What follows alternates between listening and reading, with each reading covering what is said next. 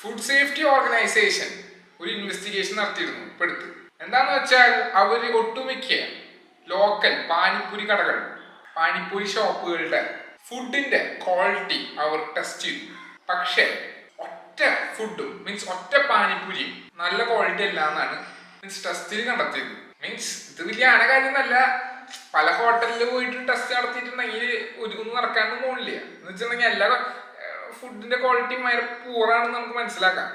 ആരിപ്പോ നോക്കണ് ഈ ഇൻഫ്ലേഷൻ കാലഘട്ടത്തിലൊക്കെ സാധനങ്ങളുടെ വില കൂടുന്നതനുസരിച്ച് ആൾക്കാരെന്താ ചെയ്യുക? പൊതുവെ ആൾക്കാരെന്താ ചെയ്യാന്ന് വെച്ചിട്ടുണ്ടെങ്കിൽ തട്ടിക്കൂട്ടി ഫുഡൊക്കെ ഉണ്ടാക്കും, ക്വാളിറ്റി നോക്കില്ല, അവർക്ക് കാശ് ഉണ്ടാക്കണം, അത്രേ ഉള്ളൂ. ഉണ്ടാക്കി കൊടുക്കുക, കാശ് കയ്യിൽ വെക്കുക, അത്രന്നെ. പിന്നെ ഫുഡ് സേഫ്റ്റി ഓർഗനൈസേഷൻ എന്ന് പറഞ്ഞ ഒരു ഓർഗനൈസേഷൻ ഉണ്ട്, FSA. അവർ എന്താ ചെയ്യുന്നത്? അവരൊന്നും ചെയ്യുന്നില്ല. അവരെന്താ ചെയ്യുന്ന വെച്ചിട്ടുണ്ടെങ്കിൽ അവർ ഇൻസ്പെക്ഷൻ പോലും ചെയ്യില്ല. ഇപ്പോഴത്തെ ഒരു ഇൻസ്പെക്ഷൻ നടത്തിയത് നമ്മൾ ന്യൂസിൽ കിട്ടുന്നു മാത്രം, അല്ലെങ്കിൽ ഒരു ഇൻസ്പെക്ഷനും ഇല്ല. ഇത്രയും ഉപകാരമില്ലാത്തൊരു ഓർഗനൈസേഷൻ വേറെ ഇല്ല എന്ന് നമുക്ക് പറയാം. നിങ്ങൾ ആലോചിച്ചു, ഫുഡ് സേഫ്റ്റി ഓർഗനൈസേഷൻ എന്താ ചെയ്തത്? അവര് എന്തൊരു ഫുഡ് സേഫ്റ്റി സർട്ടിഫിക്കേഷൻ അവർ എടുത്താൽ അവർ ഒരു ഇൻസ്പെക്ഷൻ നടത്തില്ല. അവരെ കാശ് കയ്യിൽ വെക്കും, എന്നിട്ട് അവരോട് നടത്തിക്കോന്ന് പറയും. ഇത്രേ ഉള്ളൂ. ഒരു കുഴപ്പമില്ല. 10 ചത്താലിപ്പം എന്താ അവർക്ക് കാശ് കിട്ടുന്നത്? പിന്നെ കുറച്ച് കൂടുതൽ കാശ് കൊടുത്ത് പെട്ടെന്ന് അവർ ചെയ്തു തരും ചെയ്യും, സ്പീഡപ്പായി ചെയ്തു തരും. ബേസിക്കലി ഇതാണ് ഫുഡ് സേഫ്റ്റി ഓർഗനൈസേഷന്റെ പരിപാടി. ഇപ്പോഴത്തെ ഒരു ന്യൂസ് ഉണ്ടായിരുന്നു. എന്താണെന്ന് വെച്ചിട്ടുണ്ടെങ്കിൽ ആ ഫുഡ് സേഫ്റ്റിയുടെ അസിസ്റ്റന്റ് ഡയറക്ടർ അയാൾ ബ്രൈബ് വാങ്ങി. അയാൾ 1.3 ലക്ഷം രൂപ വർത്ത് ബ്രൈബറി ആൾ വാങ്ങി. ആരെടുത്തുനിന്ന്? ആ ഒരു കമ്പനി എടുത്തുനിന്ന്, റിലയബിൾ അനാലിറ്റിക്കൽ ലബോറട്ടറീസ് എന്ന് പറഞ്ഞൊരു കമ്പനി എടുത്തുനിന്നാണ് അത് വാങ്ങിയത്. ഈ കമ്പനിയുടെ ഉദ്ദേശം എന്ന് വെച്ചിട്ടുണ്ടെങ്കിൽ ഈ അതോറിറ്റി അയച്ചു കൊടുക്കുന്ന സാമ്പിൾസ് അവർ ടെസ്റ്റ് ചെയ്തിട്ട് അത് തിരിച്ച് പറയും, ഇത് നല്ലതാണോ അല്ലേ, ഇതിൽ എന്തൊക്കെ പ്രശ്നങ്ങളുണ്ട്, പെശക്കുണ്ട് എന്നൊക്കെ. ഇതിന്റെ ഡയറക്ടറിന്റെ അടുത്ത് നിന്നാണ് അവർ ബ്രൈബറി വാങ്ങിയത്. എങ്ങനെയാന്ന് വെച്ചിട്ടുണ്ടെങ്കിൽ ഈ സീനിയർ സ്റ്റാഫിന്റെ അടുത്ത് അത് കാശ് ഏൽപ്പിച്ചു കൊടുത്തു. എന്നിട്ട് ഇയാൾക്ക് ബ്രൈബറി കൊടുത്തത് FSSAയുടെ അസിസ്റ്റന്റ് ഡയറക്ടർ. നമ്മൾ മനസ്സിലാക്കുന്നത് അസിസ്റ്റന്റ് ഡയറക്ടറാണ്, വലിയ പൊസിഷനിൽ ഇരിക്കുന്ന ഒരാളാണ്. ഇയാളുടെ ഓഫീസ് എന്ന് വെച്ചിട്ടുണ്ടെങ്കിൽ റീജിയണൽ ഓഫീസ് എന്ന് പറഞ്ഞിട്ടുണ്ടെങ്കിൽ മുംബൈയിലാണ്. അതിന്റെ അസിസ്റ്റന്റ് ഡയറക്ടറാണ്. ഡയറക്ടർ എനിക്ക് അറിയില്ല, ചിലപ്പോ അയാൾ ഈ ടൈപ്പൊക്കെ ആയിരിക്കുള്ളൂ. ബ്യൂറോക്രസി ആണല്ലേ, ഗവൺമെന്റ് ഉദ്യോഗസ്ഥരാണ് ഇവരൊക്കെ. അപ്പൊ ഞാൻ പറഞ്ഞു വരുന്നത്രേ ഉള്ളൂ.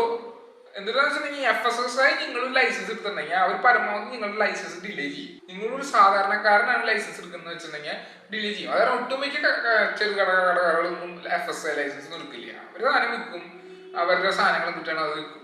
ഒരു സ്മോൾ സ്കെയിൽ മാനുഫാക്ചർ ചെറിയ രീതിയിൽ നടത്താന്ന് വെച്ചിട്ട് നമ്മൾ FSSAI ലൈസൻസ് എടുക്കാന്ന് വെച്ചിട്ടുണ്ടെങ്കിൽ ലൈസൻസ് എടുത്തിട്ട് ബിസിനസ് നടക്കുന്ന ഒരു കാര്യം. ലൈസൻസ് എടുത്ത് ബിസിനസ് നടക്കുന്നത് നിങ്ങൾ വിശ്വസിക്കേണ്ട.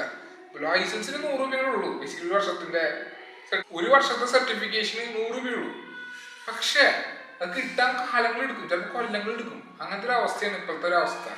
ഈ ബ്യൂറോക്രസി കാരണം, അവിടെ ഇരിക്കുന്ന ഈ ഗവൺമെന്റ് ഉദ്യോഗസ്ഥര് കാരണം ഉള്ള കാര്യം പറയാം. ഇവരെ മാറ്റിക്കഴിഞ്ഞാൽ കുറച്ചും കൂടി എഫിഷ്യന്റ് ആയിട്ട് പ്രോസസ് നടത്തിയിട്ടുണ്ടെങ്കിൽ നമുക്ക് ഈ മിഡിൽ മാനൊക്കെ ഒഴിവാക്കാം. മിഡിൽ മാൻ എന്ന് പറഞ്ഞിട്ടുണ്ടെങ്കിൽ കുറെ കൂട്ട ആൾക്കാരുണ്ട്. എന്താണെന്ന് വെച്ചിട്ടുണ്ടെങ്കിൽ ക്ലിയർ ടാക്സ്, അങ്ങനെ കുറെ പാർട്ടീസ് ഉണ്ട്, ലീഗൽ ഡോഗ്സ് എന്നൊക്കെ പറഞ്ഞിട്ട്. അവർക്കൊക്കെ ഈ പ്രീമിയമിന് കാശ് കൊടുത്തിട്ട് 1500-3000 രൂപയ്ക്കൊക്കെ കാശ് കൊടുത്തിട്ട് അവരുടെ നെറ്റ്വർക്കിംഗ് കണക്ഷൻസ് ഒക്കെ വെച്ചിട്ട് അവര് നമുക്ക് ഈ സർട്ടിഫിക്കേഷൻ എത്തിച്ചേരും.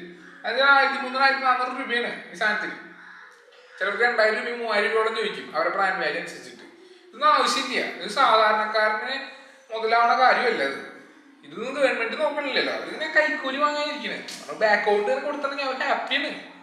ഇതൊക്കെ അനുവദിച്ചു കൊടുത്തിട്ട് എന്താ കാര്യം എനിക്ക് മനസ്സിലാവണില്ലേ ജനങ്ങൾ. ഉള്ള കാര്യം പറയാലോ, ആർക്കും അറിയും വേണ്ട. പിന്നെ അവരെ ഫുഡ് ഇൻസ്പെക്ട് ചെയ്യാൻ വെച്ചിട്ടുണ്ടെങ്കിൽ ഞാൻ FSSAI ലൈസൻസ് ഒക്കെ എടുത്തിട്ടുണ്ട്. എൻ്റെ ഫുഡ് ഇതുവരെ ഇൻസ്പെക്ട് ചെയ്യാൻ വന്നിട്ടില്ല. ഞാൻ വർക്ക് ചെയ്ത കമ്പനിയിൽ FSSAI ലൈസൻസ് എടുത്തിട്ട് ഒരു ഇൻസ്പെക്ഷൻ വന്നിട്ടില്ല. അവര് നമ്മുടെ കാശ് വാങ്ങി വെച്ചാൽ അവര് ലാഡ്സിലാണ് അവര് പോയി. നമ്മളെ FSSAI ലൈസൻസ് വാങ്ങി വെച്ച് നമ്മുടെ രീതിയിൽ ബിസിനസ് നടത്തുന്നു. നിങ്ങൾ ആലോചിച്ച് നോക്കിയേ, ഒട്ടുമിക്ക ഫുഡുകളിൽ എന്തൊക്കെ ഉണ്ടാവുന്നു. ബ്ലേഡ് വരെ ഉണ്ടാവും. എന്ത് വൃത്തിയുടെ ഫുഡാണ് നമുക്ക് ഉണ്ടാക്കിയത് നമുക്കറിയില്ല. അതിനൊന്നും ഒരു ഇൻസ്പെക്ഷൻ ഇല്ല. മനസ്സിലായി? ഇവരെന്താ ചെയ്യുന്നത്? ഒരു 10 വരെ ഇൻസ്പെക്ട് ചെയ്തിട്ട് അവരിൽ ക്വാളിറ്റി ഇല്ലാന്ന് കണ്ടെത്തും ബേസിക്കലി. പക്ഷെ ഭൂരിഭാഗം ആൾക്കാരുടെ കാര്യത്തിൽ ഇൻസ്പെക്ഷൻ ഇല്ല. പിന്നെ അവർ പറഞ്ഞിട്ട് കാര്യം നമുക്ക് പറയാന്ന് മാത്രം.